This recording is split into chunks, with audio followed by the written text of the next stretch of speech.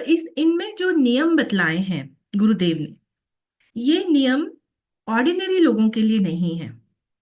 ये उन साधकों के लिए हैं जो शिष्यत्व प्राप्त करना चाहते हैं, या फिर उन शिष्यों के लिए हैं जिनकी दीक्षा हो चुकी है। और गुरुदेव के समक्ष खड़े मात्र होने के लिए साधक को उसमें क्या योग्यता होनी चाहिए, ये पहले के जो 4 प्रिलिमिनरी स्टेटमेंट्स हैं बुक में, उसमें लिखे हुए हैं।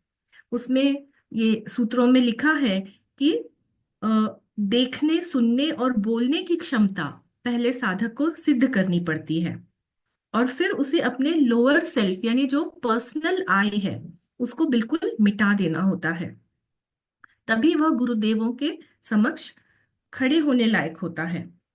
फिर गुरुदेव ने साधक को वो सूत्र दिए हैं कि उसे अपने भीतर किन चीजों को समाप्त करना है। तो ये जो सूत्र हैं ये शुरू होते हैं with the terms kill out, like kill out ambition, desire of life, desire of comfort, sense of separateness, desire for sensation and hunger for growth. तो इन चीजों को वो कहते हैं कि इनको मिटा देना है। अब साधक को उसी चीज की कामना करनी चाहिए जो चीजें उसके भीतर हैं, विद इन हिम, जो उसके पहुंच से बाहर हैं, यानी बियॉन्ड हिम, और जो चीजें अनअटेनेबल हैं, जो वह प्राप्त नहीं कर सकता, ऐसी चीजों की उसे कामना करनी है। तो ये हमने आगे के सूत्रों में देखा। ये 12वें सूत्र तक।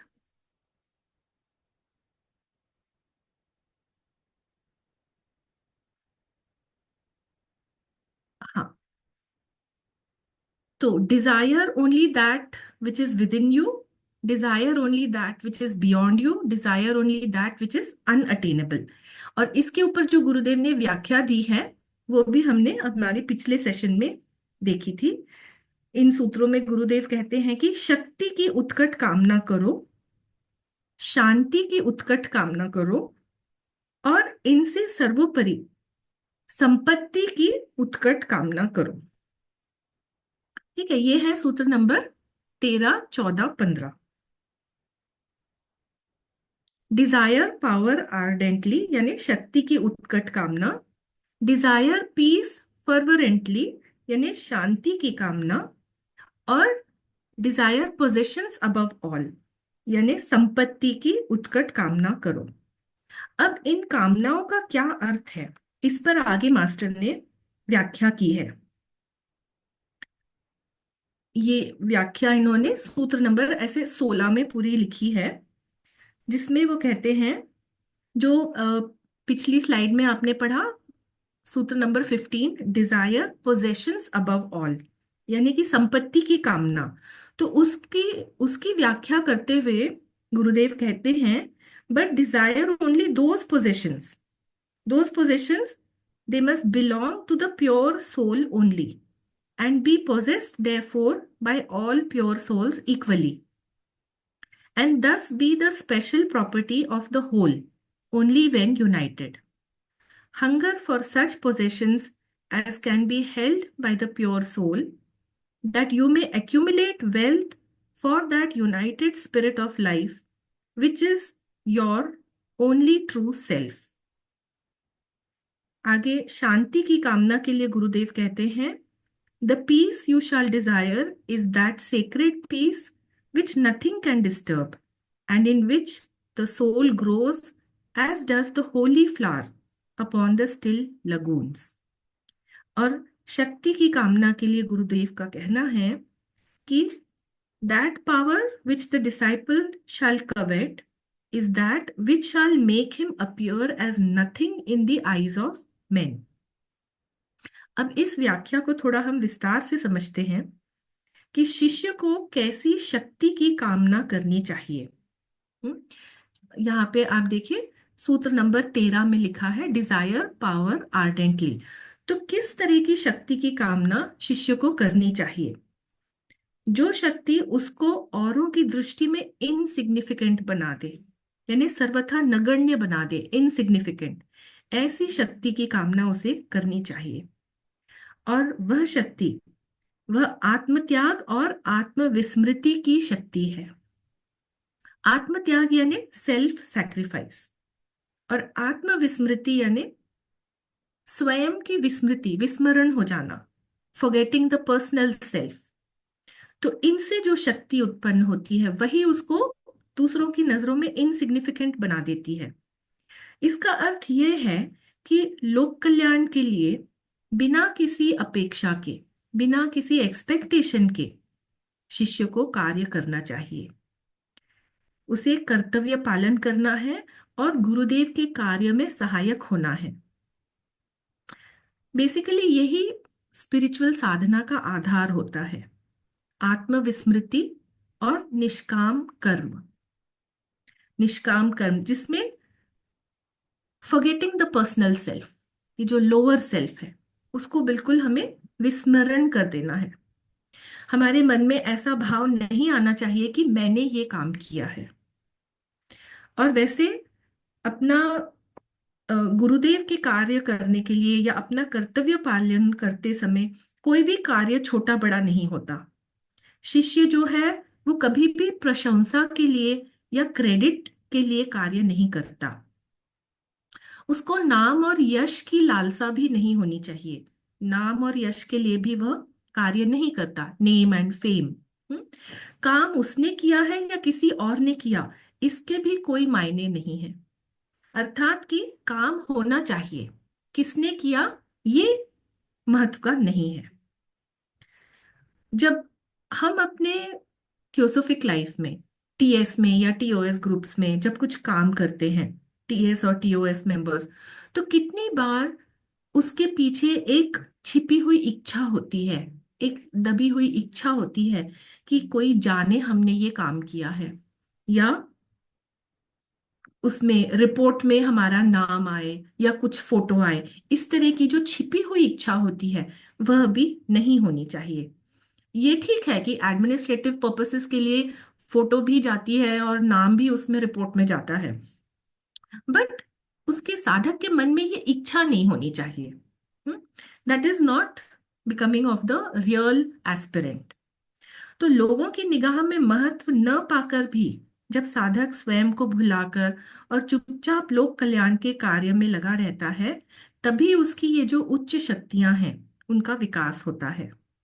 और इस प्रकार साधक आत्मविस्मृति के साथ कार्य करके अपने आप को इनसिग्निफिकेंट बना सकता है। अपने आप को इनसिग्निफिकेंट बनाने की शक्ति, ऐसा गुरुदेव कहते हैं, वह प्राप्त कर सकता है। और इसके लिए जब तक उसकी समस्त व्यक्तिगत इच्छाएं, उसकी जो भी पर्सनल डिजायर्स हैं, जब तक वो मिट नहीं जाते, तब तक ये शक्ति प्राप्त नहीं होती। क्योंकि पर्सनल डिजायर जब मिटेगा तभी तो आत्मविस्मृति होगी। तो if you still have personal desires, how can you forget the personal self? इसलिए व्यक्तिगत इच्छाएं मिटाकर साधक को अपने निम्न स्वभाव, लोअर सेल्फ, उस पर ऐसा अधिकार प्राप्त करना चाहिए जिससे वह औरों की दृष्टि में नगण्य बन के, इनसिग्निफिकेंट बन के कार्य कर सके। अब ये कितनी बड़ी सैक्रिफाइस है कि आप काम भी करें और लोग उसको ना जाने, ना आपका नाम जाने और ना आपको कोई क्रेडिट की इच्छा हो।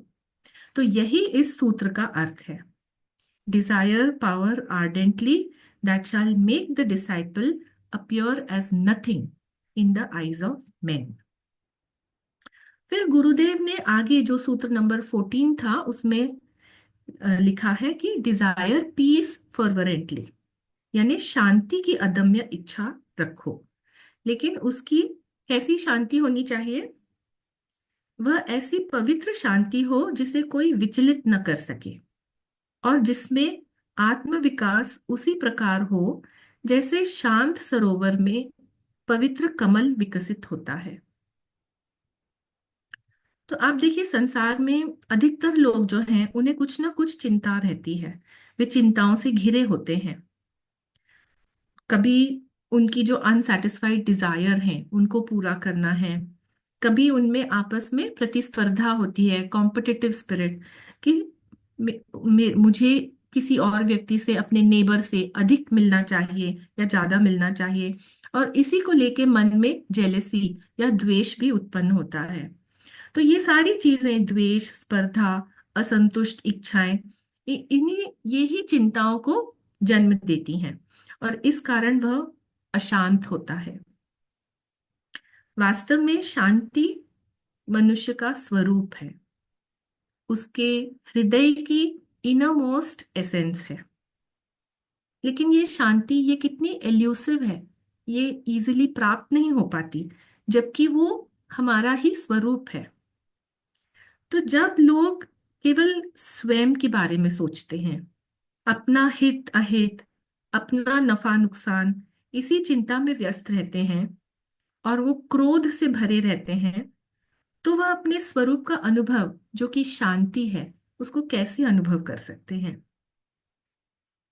मानव के उच्च विकास का रहस्य बहुत कम लोग समझते हैं।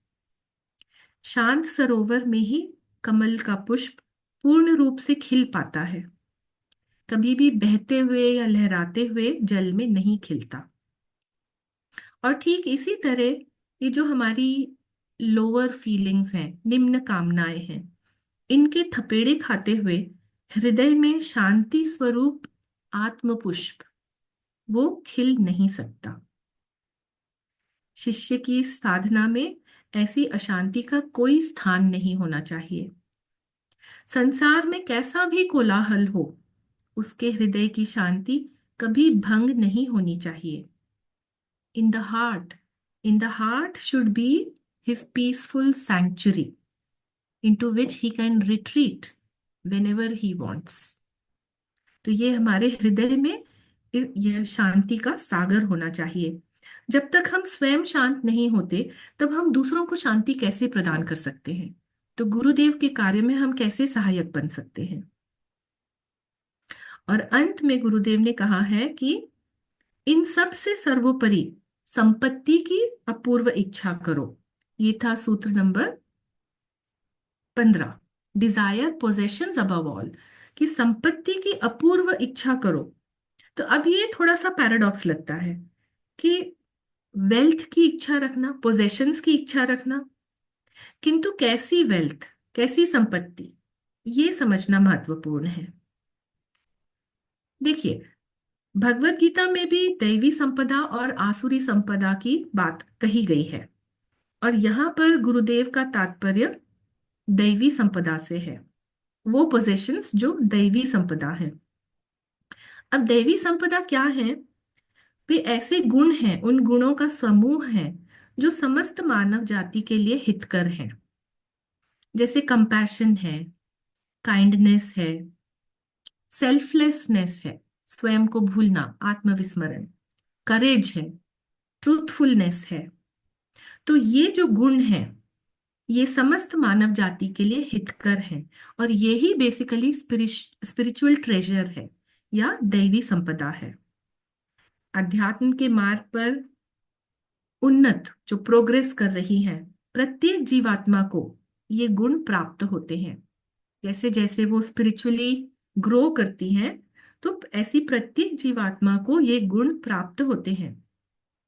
तो इसलिए ये गुण किसी एक जीवात्मा की ऐसी इंडिविजुअल प्रॉपर्टी नहीं है। क्यों? क्योंकि जीवात्मा का शुद्ध स्वरूप है शांति और प्रेम।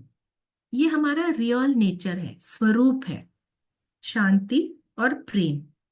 और ये जितने भी गुण अभी हमने डिस्क्राइब करे, जैसे compassion, kindness, selflessness, even courage, truthfulness, ये सारे इसी शांति और प्रेम के डेरिवेटिव्स हैं। They are the reflections, the derivatives. अगर ये जो हमारा स्वरूप है, सच्चा स्वरूप शांति और प्रेम, इन्हीं से ये बाकी सारे जो सद्गुण हैं वो डिराइव होते हैं। तो इसलिए जो सभी शुद्ध जीवात्माएं हैं, उनका इन पर समान अधिकार है, क्योंकि सभी जीवात्माओं का स्वरूप है शांति और प्रेम, और ये सारे सद्गुण उन्हीं से डिराइव होते हैं। तो जैसे जैसे ये दैवी संपत्ति रूपी गुण प्राप्त होते हैं, वैसे वैसे जीवात्मा का और उच्च विकास होता है, क्योंकि वो अपने स्वरूप की तरफ बढ़ने लगता है। हम्म? और जीवात्मा का शुद्ध स्वरूप और अधिक प्रकट होने लगता है। So when these virtues they are developed, आपको पता है, they get woven into our causal body, हमारे कारण शरीर का वो अभिन्न अंग बन जाते हैं। और इसीलिए गुरुदेव कहते हैं कि ऐसी संपत्ति की अपूर्व इच्छा रखनी चाहिए। यहाँ पे संपत्ति क्या है? जो दैवी गुण है। फिर गुरुदेव ने अगला सूत्र दिया है, सीक आउट द वे, सूत्र नंबर 17। उसमें वे कहते हैं, note these 4 words seem perhaps too slight to stand alone. The disciple may say, should I study these thoughts at all? Did I not seek out the way? Yet do not pass on hastily. Pause and consider a while. Is it the way you desire? Or is it that there is a dim perspective in your visions of great heights to be scaled by yourself, of a great future for you to compass? Be warned, the way is to be sought for its own sake, not with regard to your feet that shall tread it. यहाँ पर गुरुदेव मार्ग की खोज करने का निर्देश दे रहे हैं। सीक आउट द वे, मार्ग की खोज करें। शिष्य को कदाचित इसमें कोई गहरा अर्थ न समझ में आए। शिष्य सोच सकता है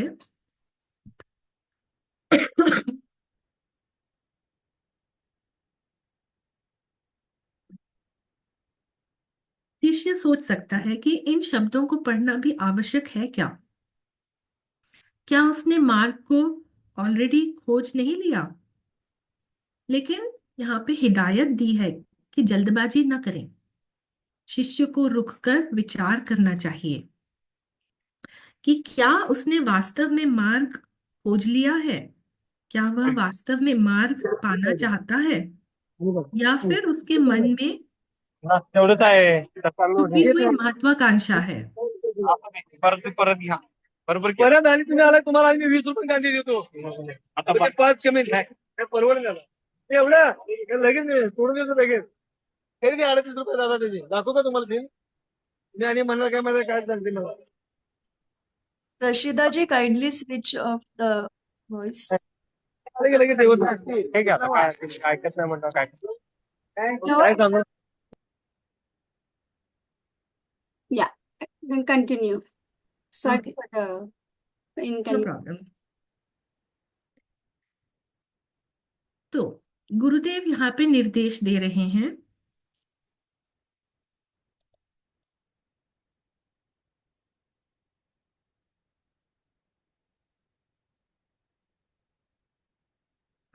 हाँ, गुरुदेव यहाँ पे निर्देश दे रहे हैं, मार्ग ढूंढने का निर्देश दे रहे हैं।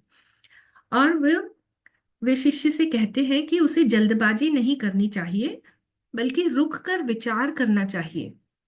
क्या वह वास्तव में मार्ग पाना चाहता है, या फिर उसके मन में कुछ महत्वाकांक्षा है कि वह उन ऊंचाइयों को छूना चाहता है और एक महान भविष्य की ओर बढ़ना चाहता है।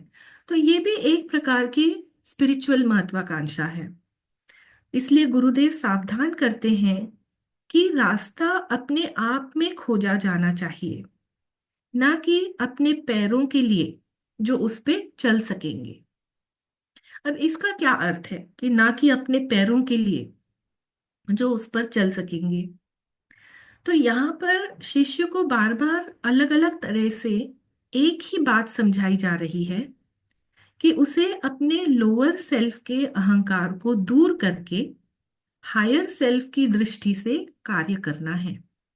लोअर सेल्फ यानी देह आत्मा, तो देह आत्मा का अहंकार दूर करना है और हायर सेल्फ यानी उच्च आत्मा की दृष्टि से कार्य करना है।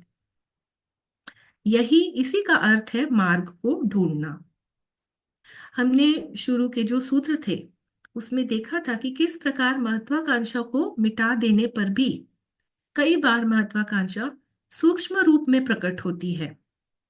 महत्वाकांक्षा का सूक्ष्म रूप है स्पिरिचुअल एम्बिशन, कि वह शिष्य बहुत ऊंचा उठ जाए, अपने अन्य साथियों से भी ऊंचा उठ जाए। तो अगर ये स्पिरिचुअल एम्बिशन उसमें उसका लेश मात्र भी शिष्य में बाकी है, तो वह मार्ग सही कैसे हो सकता है?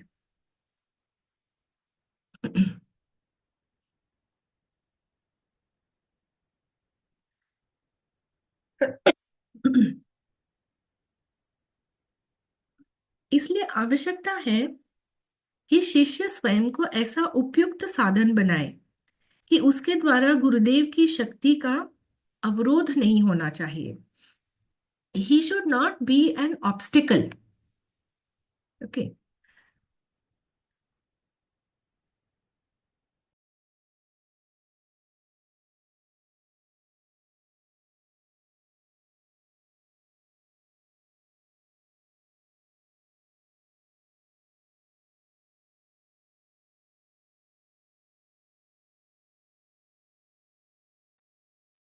Sorry for that. शिष्य स्वयं को ऐसा उपयुक्त साधन बनाए कि उसके द्वारा गुरुदेव की शक्ति बिना अवरोध के और बिना विकृत हुए, यानी बिना डिस्टॉर्शन के संसार में वितरित हो सके।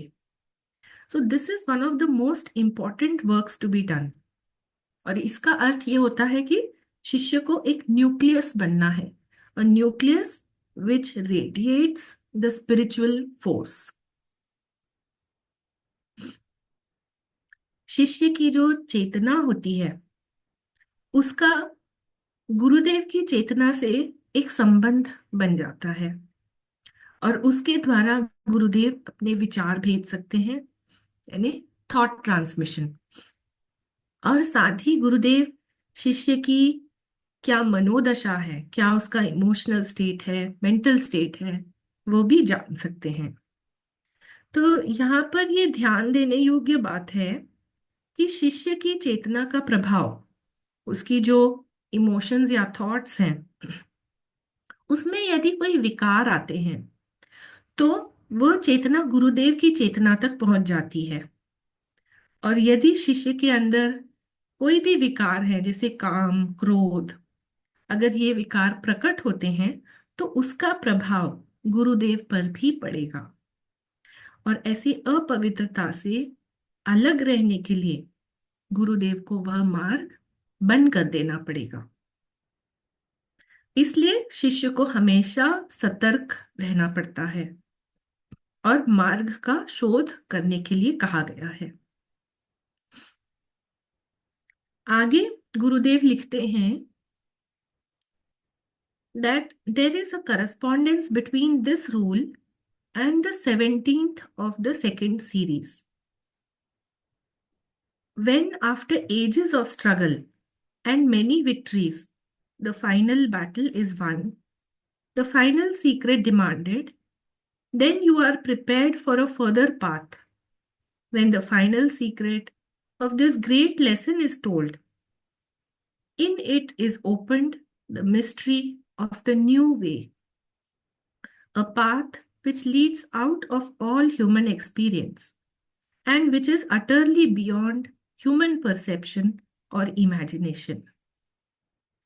At each of these points, it is needful to pause long and consider well.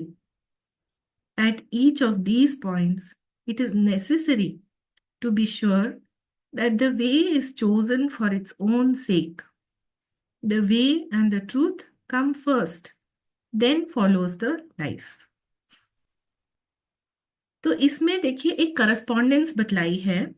ये जो हम सूत्र नंबर 17, ये था सीक आउट द वे, ये सूत्र नंबर 17 उसकी व्याख्या पढ़ रहे हैं, और इसकी करस्पॉन्डेंस है जो इस पुस्तक का भाग 2 है, उसका जो 17वां सूत्र है उससे ये इस सूत्र की करस्पॉन्डेंस है। तो जो भाग 2 में सूत्र नंबर 17 है वह इस प्रकार है: inquire of the inmost, the one inmost the one, this is a reference to atma. आत्मा को कहा गया है इनमोस्ट या द वन। तो वो भाग 2 के सूत्र नंबर 17 में लिखा है कि inquire of the inmost the one of its final secret which it holds for you through the ages. यानी अध्यात्म पथ के जो प्रथम चरण में अभी जो हम देख रहे हैं, ये अध्यात्म पथ का प्रथम चरण है। तो इसमें साधक को अपनी उच्च आत्मा की खोज करनी है।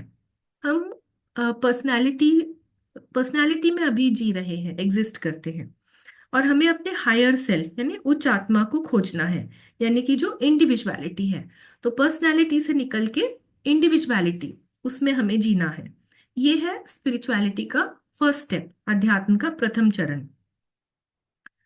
और इसमें जो पर्सनालिटी से साधक ने एक फॉल्स आइडेंटिटी बना ली है, उसको साधक को जानना चाहिए, समझना चाहिए और मिटा देना चाहिए। तो ये एक फॉल्स आइडेंटिटी है, you are not the personality.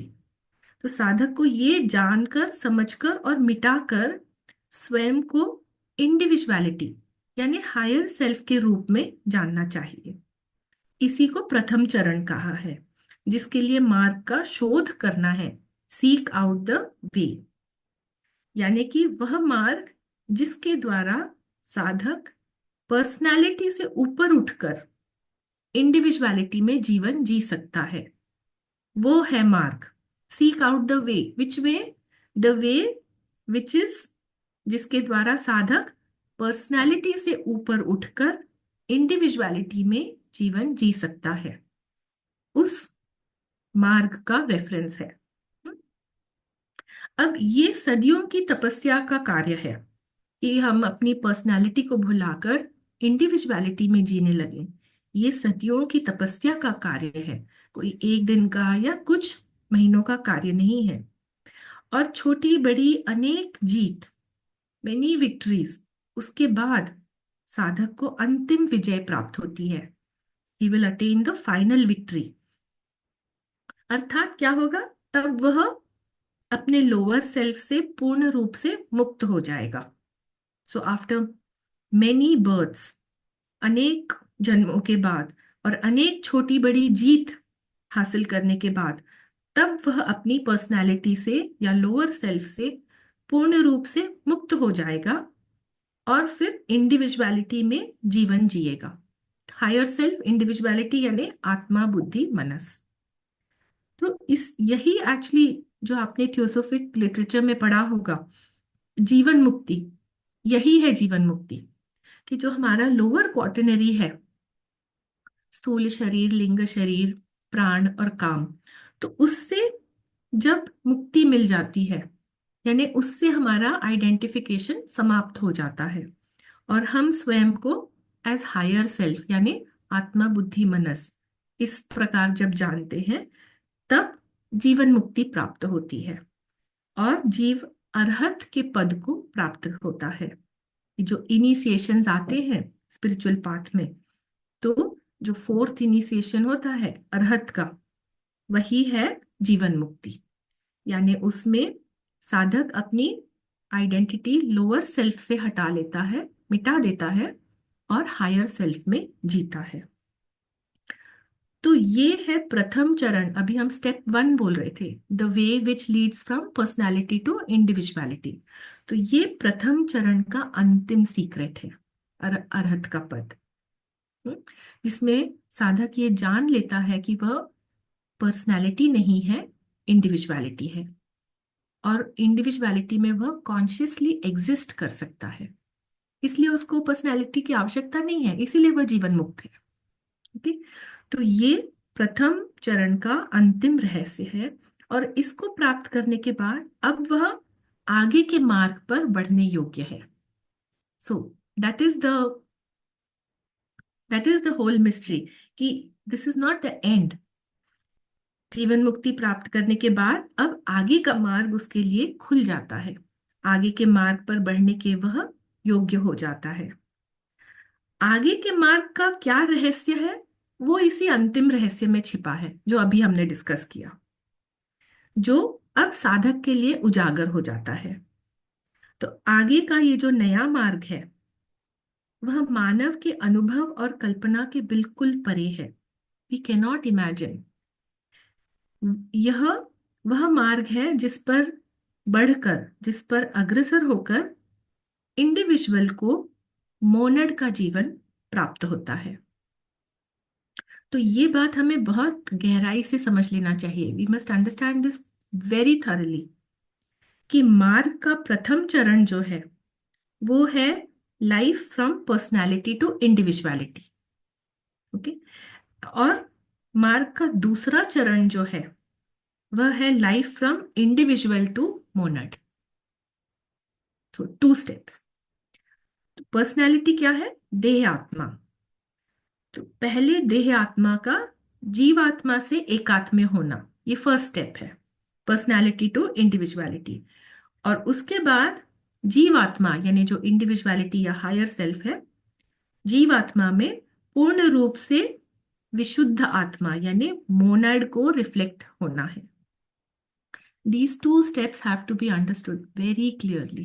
This is the whole path. This is the whole theosophic life which we have to live. तो अरहत के पद के आगे की जो दीक्षा है उसको ग्रहण करते समय अरहत के आगे 7 मार्ग होते हैं। ये भी हमने थियोसॉफी के लिटरेचर में पढ़ा है। देयर आर 7 वेज, 7 मार्ग होते हैं और उनमें से एक मार्ग को चुनना होता है। तो ये जो मार्ग का चुनाव है ये इंडिविजुअलिटी के द्वारा होता है, हमारे हायर सेल्फ के द्वारा, पर्सनालिटी के द्वारा नहीं, क्योंकि पर्सनालिटी तो तब तक वो विलुप्त हो चुकी है। साधक अपने लोअर सेल्फ से ऑलरेडी हायर सेल्फ में मूव यानी आइडेंटिफाई अपने आप को कर चुका है एज हायर सेल्फ। तो ये चुनाव जो है 7 मार्गों में से किसी एक को चुनाव, ये उसका हायर सेल्फ करता है। लेकिन अभी जो वर्तमान समय हमारा है उसमें तो हम अपने लोअर सेल्फ या पर्सनालिटी में जी रहे हैं। तो हमें क्या करना चाहिए? पर्सनालिटी को इतना हमें शुद्ध बनाना है, पर्सनालिटी को इतना जान लेना चाहिए कि उसे सेवा करनी है और उसे स्वयं को शुद्ध बनाना है। यही उसका परम उद्देश्य है। उसका उद्देश्य है साधन बनना। Personality should be a tool. साधन बनना यानी to be a instrument, perfect and pure instrument. और ऐसा ना होने से पर्सनैलिटी मार्ग में बाधा का कारण बनती है, स्पिरिचुअल मार्ग में वह ऑब्स्टिकल हो जाती है। तो पर्सनैलिटी को शुद्ध करना है और उसको एक परफेक्ट इंस्ट्रूमेंट बनाना है हायर सेल्फ का। तो इसमें गुरुदेव कहते हैं कि इस सूत्र में या इस व्याख्या में प्रत्येक बात पर देर तक ठहर कर भली भांति विचार कर लेना आवश्यक है। प्रत्येक अवसर पर यह निश्चित कर लेना चाहिए कि मार्ग का ग्रहण केवल मार्ग के लिए किया जा रहा है। भविष्य में हमारा कोई हित होगा या हमारी स्पिरिचुअल ग्रोथ होगी, ऐसे स्पिरिचुअल एम्बिशन के लिए नहीं। मार्ग और सत्य, ट्रूथ, ये हमेशा पहले आते हैं और उसके पश्चात जीवन आता है, चाहे फिर वह जीवन पर्सनालिटी का हो या इंडिविजुअलिटी का या स्पिरिचुअल सेल्फ यानी मोनड का। तो यही इस सूत्र का अर्थ है जिसमें गुरुदेव ने कहा सीक आउट द वे। अब अगला सूत्र जो है 18 और 19, उसमें यहां पर गुरुदेव कहते हैं कि seek the way by retreating with in, seek the way by advancing boldly without. तो विद इन एंड विदाउट, अर्थात कि अपने इनर सेल्फ, अपने अंतर क्षेत्र में प्रविष्ट होकर मार्ग की शोध करो और साथ ही बाहरी जीवन, बाहरी जीवन में हिम्मत के साथ आगे बढ़कर मार्ग की शोध करने के लिए कहा है। तो भीतर प्रवेश करके मार्ग ढूंढने का क्या अर्थ है? भीतर प्रवेश करना यानी अपने हायर सेल्फ को कांटेक्ट करना। हायर सेल्फ के जो आदेश प्राप्त होते हैं उनका अनुसरण करना, उनको ओबे करना। अब क्वेश्चन ये है कि ये आदेश कैसे प्राप्त होते हैं? How do we get this contact with the higher self? और इसका उत्तर ये है कि stop the chatter of the lower mind to receive the light of buddhi from the higher mind. तो ये जो हमारा मन है, ये हमेशा कुछ ना कुछ सोचता रहता है, कुछ ना कुछ उसमें चलती रहती है उधेड़ बुन। जब हम उसे शांत करेंगे, तभी हायर सेल्फ के जो विचार हैं, जो स्पिरिचुअल फोर्स है, वो हमारे लोअर माइंड तक पहुंच सकता है। पहले भी हमने ऐसे कहा था कि देहात्मा का जीवात्मा से एकात्म्य करना होता है, यानी लोअर सेल्फ का हायर सेल्फ से एकात्म्य करना है। फिर जीवात्मा में पूर्ण रूप से विशुद्ध आत्मा यानी मोनाड को रिफ्लेक्ट करना है। तो जब साधक पूर्ण रूप से विशुद्ध आत्मा यानी मोनाड को प्रतिबिंबित करने लगता है, उसको रिफ्लेक्ट करने लगता है अपनी लोअर लाइफ में, तब वह आशेख की दीक्षा के लिए तैयार होता है। आशेख की दीक्षा यानी इनिशिएशन ऑफ एडेप्टशिप। आशेख, जिसको अभी कुछ भी सीखना बाकी नहीं है, ह्यूमन किंगडम में जो भी सीखना था वह सीख चुका, अब वो सुपर ह्यूमन किंगडम के लिए तैयार है। एडेप्ट यानी सिद्ध पुरुष। सेल्फ रियलाइज्ड यानी कि अब वह आत्मज्ञानी हो जाता है। पहले क्या हुआ था? प्रथम चरण था जीवन मुक्ति, यानी पर्सनालिटी से इंडिविजुअलिटी में जाना, वो जीवन मुक्ति था। और अब जीवन मुक्त होने के बाद जब मोनड को हमने रिफ्लेक्ट कर लिया अपनी लाइफ में, तो वह बन गया अडेप्ट यानी सिद्ध पुरुष। तो ये हो गया सेल्फ रियलाइज्ड यानी आत्मज्ञानी। जीवन मुक्त से अब वह आत्मज्ञानी बन गया, अरहत से अब वह एडेप्ट बन गया। और इसके उपरांत सिद्ध पुरुष यानी जो एडेप्ट है, वह अपनी चेतना को और ऊपर उठाने की कोशिश करता है। वह ईश्वर की चेतना, वहां तक अपनी चेतना को उठाने का प्रयत्न करता है, यानी अब वह ब्रह्म ज्ञानी बन जाता है। तो आत्मज्ञानी से ब्रह्म ज्ञानी। तो वास्तव में वह स्वयं को ही उच्च और उच्च स्तर पर खोजता है। You know, he is growing higher and higher and he is finding his own self. और इसलिए प्रत्येक व्यक्ति को अपने अंतर क्षेत्र में प्रविष्ट होकर बहुत कुछ सीखना है, प्राप्त करना है। इसीलिए कहा गया है कि higher self is your master.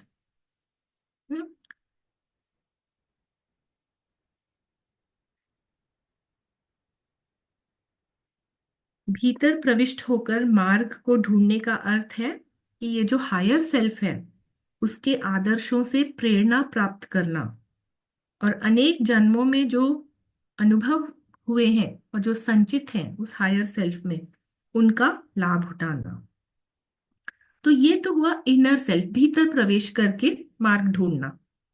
अब साथ में गुरुदेव कहते हैं कि seek the way by advancing boldly without, 19 श्लोक में, यानी कि हमें साथ साथ बाहर जाकर भी अनुभव प्राप्त करने हैं। ये भी जरूरी है क्योंकि nature is the best teacher. प्रकृति से मनुष्य बहुत कुछ सीखता है। एक बार एक राजा ने श्री दत्तात्रेय जी से पूछा, ये तो दत्तात्रेय जी को तो सभी जानते हैं, भगवान दत्तात्रेय बोलते हैं, कि उनके गुरु कौन कौन है। तब भगवान दत्तात्रेय बोले कि आत्मा ही उनका गुरु है। फिर भी उन्होंने 24 और जीवों से सीखा था, ज्ञान प्राप्त किया था। ये स्टोरी शायद पढ़ी होगी आप लोगों ने कि उनके 24 गुरु थे। जैसे वो बोलते हैं कि पृथ्वी, जल, वायु, अग्नि, और इसके साथ ही मछली, हिरण, हाथी, मधुमक्खी, ये भी उनके गुरु थे। इनसे भी उन्होंने बहुत कुछ सीखा। तो बाहर जाने का अर्थ यही कि हमारे आसपास जो भी है, भले जैसे कि पृथ्वी, जल, वायु, अग्नि, आकाश, ये तत्व हैं, इसके अलावा जो और जीव हैं, उनसे भी हम बहुत कुछ सीख सकते हैं। तो हमें भीतर और बाहर दोनों ओर से ज्ञान प्राप्त करना है, दोनों ओर से मार्ग को शोधना है। आगे की जो टिप्पणी है यानी जो नंबर 20 में दिया है,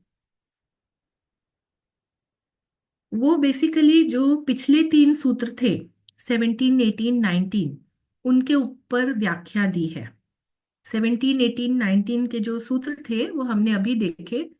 that seek the way out, seek the way by retreating with in, and seek the way by advancing boldly without. तो अब ये जो सीक द वे है, उसके ऊपर ये टिप्पणी दी है सूत्र नंबर 20 में। तो यहाँ पर गुरुदेव का कहना है कि seek it not by any one road. To each temperament, there is one road which seems the most desirable, but the way is not found by devotion alone, by religious contemplation alone, by ardent progress, by self sacrificing labor, or by studious observation of life. None alone can take the disciple more than one step onwards. All steps are necessary to make up the ladder. गुरुदेव कहते हैं कि केवल किसी एक पथ को अपनाने से शिष्य को लक्ष्य की प्राप्ति नहीं होती। ये बात सही है कि हर व्यक्ति अपने स्वभाव के अनुसार किसी एक पथ की ओर अधिक आकृष्ट हो सकता है। कोई भक्ति करता है, कोई धार्मिक चिंतन करता है, कोई परिश्रम करता है, आत्मत्यागपूर्ण परिश्रम करने में वह विश्वास रखता है, और कोई अन्य हो सकते हैं जो ध्यान पूर्वक जीवन का निरीक्षण करते हैं। किंतु जो मार्ग शिष्य को खोजना है वो केवल एक साधन करने से नहीं होगा। अध्यात्म की सीढ़ी को पूर्ण करने के लिए उसे प्रत्येक पग की आवश्यकता होती है। All steps of the ladder. ऐसा गुरुदेव क्यों कहते हैं? क्योंकि शिष्य को अपना समग्र विकास करना है, होलिस्टिक डेवलपमेंट, और उसे समत्व भाव प्राप्त करना है, इक्वानिमिटी, समत्व भाव। वो किसी भी मार्ग की निंदा या निरादर नहीं करे। गुरुदेव के सेवक और शिष्य, उनको भक्ति, ज्ञान, कर्म सभी मार्गों का अनुभव होना चाहिए और अभ्यास होना चाहिए। तभी वह सभी की सहायता कर सकते हैं, सभी मार्गों का आदर कर सकते हैं, और ये उनके लिए आवश्यक है। नेक्स्ट थर्ड पॉइंट में लिखा है, the vices of man become steps in the ladder one by one as they are surmounted. The virtues of man are steps indeed, necessary, not by any means to be dispensed with. Yet, though they create a fair atmosphere and a happy future, they are useless if they stand alone. तो vices और virtue, ये दोनों ही अध्यात्म की सीढ़ी के steps हैं। मनुष्य के दोष भी मार्ग पर बढ़ने का चरण बन जाते हैं जब उन पर एक एक करके विजय प्राप्त करते हैं। तो विजय प्राप्त करने का अर्थ क्या है? कि दुर्गुण के विपरीत जो गुण है उसको विकसित करना है, तो दुर्गुण पे विजय प्राप्त होती है। जैसे कंजूसी को उदारता में, भय को साहस में, ईर्ष्या को प्रेम में परिवर्तित कर देना है। तो इस प्रकार जो दुर्गुण है वो भी, उन पे विजय प्राप्त करके उनको भी हम आध्यात्म की सीढ़ी का चरण बना सकते हैं। और सद्गुण तो आवश्यक होते ही हैं।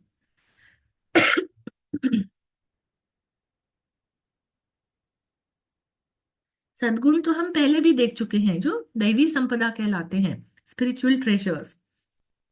तो सद्गुण जो है वो भले ही सुंदर वातावरण की सृष्टि करते हैं और वो सुखमय भविष्य का निर्माण करते हैं, लेकिन फिर भी केवल एक ही प्रकार का सद्गुण व्यर्थ है। मान लीजिए किसी में कुछ सद्गुण है, मान लीजिए किसी में किसी का हेल्पिंग नेचर है, तो उसमें वह सद्गुण है, लेकिन हो सकता है कि उसका स्वभाव बहुत ही क्रोधी है। हम्म, तो फिर उसका जो हेल्पिंग नेचर है वह गुण भी किसी काम का नहीं है, क्योंकि उसका स्वभाव इतना क्रोधी है। तो इसलिए समग्र विकास के लिए सारे सद्गुण होने चाहिए। तो अब दुर्गुण जो है, किसी व्यक्ति के जो दुर्गुण हैं, वो मार्ग पर बढ़ने का चरण कैसे बनते हैं? इसके लिए हमको ये समझना चाहिए कि जीव के विकास में सभी प्रकार के अनुभव अपने अपने समय पर आवश्यक होते हैं और उपयोगी होते हैं।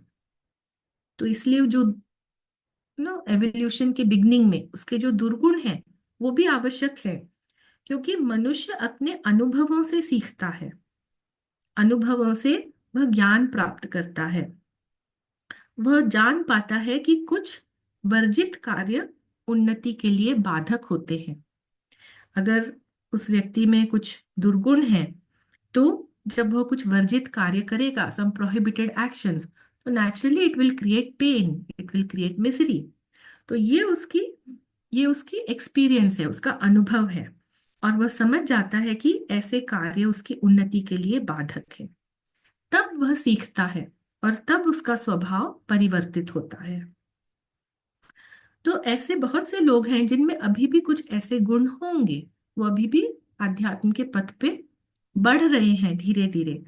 उन लोगों को अभी ऐसे अनुभवों की आवश्यकता है, तो उनके साथ हमें सहानुभूति रखनी चाहिए। समय के साथ वे लोग भी इन दुर्गुणों से मुक्त हो जाएंगे। तो मनुष्य का जब वह दुर्गुणों से मुक्त हो जाता है, वह अ, निष्पाप हो जाता है, निर्दोष हो जाता है, यानी कि उसके पर्सनालिटी में प्योरिटी आ जाती है, प्यूरिफिकेशन ऑफ पर्सनालिटी। तो केवल ये प्योरिटी होना, निर्दोष और निष्पाप होना, ये पर्याप्त नहीं है, बल्कि साथ में उसमें ऐसी विवेक बुद्धि होनी चाहिए। विवेक बुद्धि यानी स्पिरिचुअल डिस्क्रिमिनेशन, ये उसमें होना चाहिए। उसमें एक ऐसी आध्यात्मिक शक्ति, स्पिरिचुअल पावर होनी चाहिए, जिससे कि वह भगवान के संकल्प की पूर्ति बुद्धिमानी के साथ कर सके। भगवान का संकल्प यानी डिवाइन प्लान, तो डिवाइन प्लान में वह सहायक बने, उसकी पूर्ति कर सके। उसके लिए आवश्यक है कि प्योरिटी के साथ साथ उसमें स्पिरिचुअल डिस्क्रिमिनेशन यानी विवेक हो, और स्पिरिचुअल पावर यानी आध्यात्मिक शक्ति हो। प्रत्येक पाप वृत्ति, प्रत्येक दुर्गुण, उस पर विजय प्राप्त करके साधक वह शक्ति अर्जित कर सकता है और विकास के पथ पर अग्रसर हो सकता है। फिर लास्ट पॉइंट में गुरुदेव कहते हैं, the whole nature of man must be used wisely by the one who desires to enter the way. यदि हम साधन पथ पर प्रविष्ट होना चाहते हैं, स्पिरिचुअल पाथ पर बढ़ना चाहते हैं, तो हमें अपने समस्त स्वभाव को बुद्धिमत्ता के साथ उपयोग में लाना है। अब यहाँ पर स्वभाव का अर्थ है हमारे एक्शन, इमोशन और थॉट्स। इसके लिए साधक को सत्कार्य करने हैं। एक्शंस यानी कार्य, कार्य करना, तो सत्कार्य करने हैं, स्वार्थपूर्ण कामनाओं को नष्ट करना है। फिर इमोशंस, तो जो भावना शक्ति है उसको शुद्ध करना है और अपने वश में रखना है, be in control of your emotions. और थॉट्स, थॉट्स यानी उसको, मन को भी शुद्ध करना है और तीव्र बनाना है, sharp. Mind should be pure and sharp and in control. तो इस प्रकार अपने एक्शन, इमोशन और थॉट्स, ये जो स्वभाव है, ये समस्त स्वभाव को बुद्धिमत्ता के साथ उपयोग में लाना है। और समत्व यानी इक्वानिमिटी, समत्व भाव का अभ्यास करना है।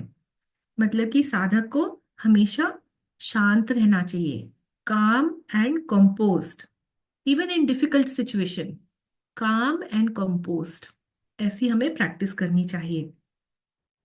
इनफैक्ट एक बहुत अच्छी एनालॉजी है, ये जो इमोशंस होते हैं, ये हमारे भाव, ये भावावेग, भावावेग यानी इमोशंस के, द फ्लो ऑफ इमोशंस, ये जो भावावेग है, ये हमारी प्रकृति को गति प्रदान करता है, स्पीड। और हमारा जो मन है, ये उस गति को दिशा देता है, direction. So emotions give the speed and mind gives the direction. तो दोनों का ही विकास आवश्यक है, emotions and mind end of course actions. तभी हम अपनी समस्त प्रकृति को बुद्धिमत्ता के साथ उपयोग कर सकेंगे। We can use our whole nature wisely to enter the spiritual path. तो इस सूत्र की आगे भी गुरुदेव ने व्याख्या की है, लेकिन आज के लिए हम यही समाप्त करेंगे। अभी 5 मिनट शेष हैं, तो कुछ जो डिस्कशंस हैं या क्वेश्चंस हैं वो हम ले लेंगे।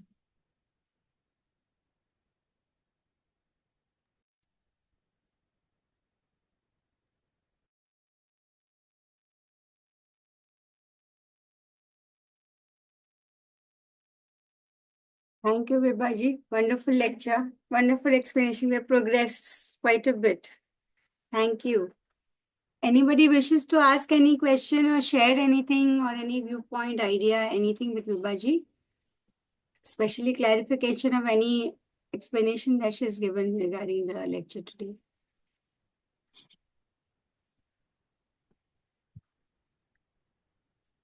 The only thing I think what is being said is that emotions need to be controlled and examined to make sure that your mind does not go in the wrong direction. This is what I gather. Correct. The purity is foremost. So purity of emotions that comes in. And see, when a person reacts emotionally, तो बिना सोचे समझे कैसे वो react करता है, ऐसा नहीं होना चाहिए। तो इमोशंस को कंट्रोल में रखना है, और इमोशंस राइट डायरेक्शन में हो तो ये लॉजिकली माइंड को डिसाइड करना चाहिए। So mind is the giver of direction, the decision maker. That goes to prove that you should think before you speak. That Yes, is in a way. very important. True, Yeah. very important. Thank you.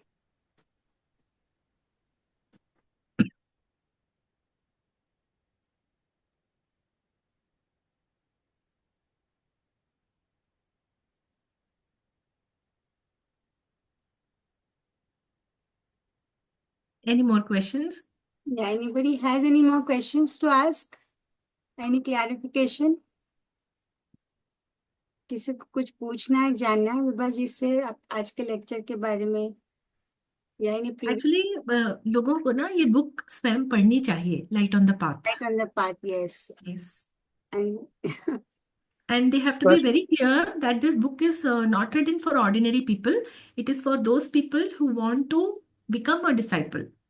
So aspirants or those people who have already been initiated as disciples. how would you know but you are initiated as a disciple? In case So yes. that na Initiation, can I had the same question when I was new in Theosophical Society. मेरा भी यही प्रश्न था, तो मुझको ये बोला गया कि बहुत बार ऐसे होता है कि इनिशिएशन आपका हो जाएगा जब आप सो रहे हैं, आपको पता भी नहीं चलेगा। So it happens in the dream state, in the astral world also. that's true, but still as in awakened state, we are not awakened to the fact that we are initiated in any case. So you have to keep on So we must. aspiring ourselves to be on the path as students. True. I think we have sufficient inspiration from Madam for the Yeah. lecture and notes that she has given, and from Rashida for supplying our PDFs. Thank you. You're welcome. Thank you. Thank you. Thank you. Thank you. Yeah. If we still have about 3 minutes to go, in case if anybody has any doubt, कोई doubt हो, कोई question हो, कुछ पूछना हो या कुछ share भी करना हो इसके बारे में, तो you can please do that because हमारे पास 2 मिनट है और अभी. So it's. Yeah, in the beginning, Brother Shiv Mathur ji was speaking to me. He said he's newly come into the society. Yeah, he's a wants to new share member of something. Pune Lodge. Yeah, Very yeah, Vibhaji, yeah, it's a good book. I was about to say this book is very good, and I think people will benefit from this book if they read it. आप कुछ पूछना चाह रही थी? Rashida, do you have PDF? Yeah, of the book Light on the Path, I do have. I share it. You have not. I share all the books again. I share all the books again, not to worry. Okay. On Thank you. Thank you. विभाजी, आप कुछ पूछना चाह रही थी? शिव माथुर बोल रहा हूँ। नहीं, I was asking you to share your experience of whatever you're studying, or if you're finding it okay, or you have any questions on that, or you would like to share something. नहीं, the book is good. इसकी deep study करनी चाहिए, and people should have their right interpretations. True. And इस पे एक discussion हो सकता है, interactive. Who has understood what? That will be good to align. Light on the path. Each word carries a deep meaning. First of all, what do you understand by path? ये बात ही हमें बहुत सही तरीके से समझना है. What is the path? Who is the path? Yes. हाँ विभा जी, मिलिंद बोल रहा हूँ। हाँ, नमस्ते मिलिंद जी. नमस्ते। आप बोली कि the one who is for initiation, उसके लिए बुक है, तो हम ऐसा कंसिडर कर लेना चाहिए कि we will be initiated shortly, और इसका स्टडी करना चाहिए, ऐसे सोच के स्टडी करें क्या? ये हम शुरू में कहते रहे मिलिंद जी कि हमें कुछ एम्बिशन नहीं रखनी है. वी हैव जी। To find the path for its own sake, not for any spiritual ambition. या तो मेरे ख्याल से हमें ऐसी कोई एम्बिशन नहीं रखनी चाहिए. Do good for the sake of good, be pure for the sake of purity. गुरुदेव के कार्य में हम सहायक बन सकें, बस इसीलिए हम अपने आप को प्यूरिफाई करें और पात्र बनाएं. Deserving, we should be deserving to get his grace. Yes. Actually, see, it doesn't matter whether you are initiated or not, or whether you're really a disciple or not, or whether you're a student or not. The thing is, yes, if you aspire and you follow the path, irrespective of whatever title you have or not, it's perfectly all right. As she said, you don't have to really have any names or titles or any position acquiring that, oh, now you're a student, oh, now you're an aspiring, or you're initiated. Doesn't matter. Just follow the path. Learn, not only learn, but take the teachings as a way of life. Automatically, I think you'll be taken care of wherever you're supposed to be going, I think. At least that is what I feel by studying all this. Very nicely put. Very nicely put. Learn and live. Learn and live. That's what we have to do. But इसमें प्रणाम ma'am, आपने काफी अच्छे से बताया. ये book अरे मैंने वाह, पढ़ी ज्योति हुई जी, है. Hello, how are you? Fine ma'am. मुझे बहुत अच्छा लगता है आपका. तो मैं ऐसे ही बताऊंगी, यहाँ पर बोलूंगी कि हम यहाँ पर आए हैं, इतनी बड़ी दुनिया है, कोई यहाँ पे मीन्स थियोसॉफी से कनेक्ट नहीं है. हम डिसाइपल है, इनिशिएशन हुआ होगा हमारा पास्ट लाइफ में, तभी हम यहाँ जुड़े हैं. ये मेरा मानना है. Very nice. Whatever motivates and inspires, keep going. Yeah, whatever. I think if we are done for the day, can we end with the prayer once again? Sure. Yeah, Meenakshi ji. So all good, right? Fine. So let's end with the prayers once again. Thank you very much sister Vibha ji. बहुत सुंदर आपने समझा दिया, और आपने समझाने के बाद हमको और डीप में जाने का, गहन में जाने का हमको अवसर मिलेगा. और फिर से एक बार बहुत बहुत धन्यवाद. Thank you. It's really an honor listening to you. Actually, if you go to see Yes. in Hindi, you speak so clearly and so simply that there is no way that you cannot get it. You just get it what you're saying. समझ में आ ही जाता है कुछ भी हो. Thank you, I'm So glad. simply put and explain that ये book अपने आप पढ़ो, कितनी बार भी पढ़ो, अंग्रेजी में भी पढ़ो, आती हुई लैंग्वेज फिर भी you cannot deeply read between the lines that easily. But you Yeah. in that part between the lines, what is really written, it's amazing, beautiful. Thank you so much. Taking an effort to be there for all of us, to further our studies, to be the disciples or the students or wherever we are supposed to reach on the path. Thank you. Thank you. Shall we? This way she is our teacher. Huh? Sorry. Sister Vibha ji हमारी teacher है, और उनसे, उनके मुख से जो निकलता है वो एकदम मतलब बहुत गहन में जाता है. अपने Hey, आप Thank you. अपने आप I just want to put one thing straight. We all are seekers. So we all are at the same level, just moving towards the masters. Good. Thank you. Anyway, so I think we have finished with our time also for today. So shall we end with the prayer? Sure. Yeah.